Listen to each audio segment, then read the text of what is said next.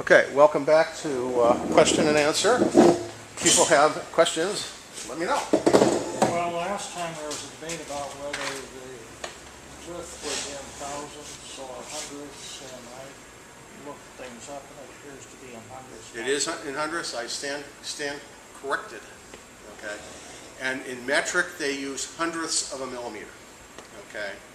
I was sure of that one and I confused myself. Maybe tenths of a millimeter. Well, it's basically No, the decimal, it's hundredths, okay. the decimal point is at the beginning, it's not shown. So 0.6 something Yes, is basically point 0.6 something. Yeah, but watch out, because when we go to the footprint stuff, they don't have a decimal point in the things. You have to know that it's in hundredths of a millimeter. So the really fine pitched parts are half millimeter. So that's represented as 50, which is 50 hundredths of a millimeter. So Well, that's, what I saw was in the English system, it's hundredths of an inch, and in the metric, it's tenths of a millimeter, not hundredths. the 0603 are 1809s, I think, which would be 1,000. Well, we'll come back to this. We'll get it right. Okay, but I'm pretty sure it's hundredths of a millimeter too. Wayne? Yeah? Do they have canned components in the library that have like the 3 edge? No, they don't have a good resistor in there. I had to create my own. It's pretty basic. Yeah, they use the rectangular resistor, which I don't like. Okay, but that's what Eagle does too. I like the 3 hertz. I like the 3 bump resistors. Yeah, But I've seen people do 1 bump ones, and you know that's okay for me. So, do you usually look at the specs of a particular part and then draw it to the dimensions, or?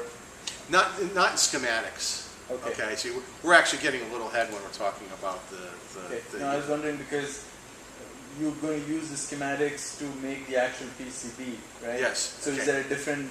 And that's called the footprints. Okay. And in the next lecture, we'll talk about binding the footprints. Okay. Okay. And then I'm going to talk about the homework because Okay. so So this can be any size, anything any you size like. you want, but you want it to fit on your schematic well. Okay. Okay. I didn't actually show us dropping our new components down. I should do that. Okay. I'll do that in the next lecture real quick. Is drop both of these things down so you Okay. can see them. So you can make them any size you want, but you want them to sort of fit well with your the rest of your schematic. Okay.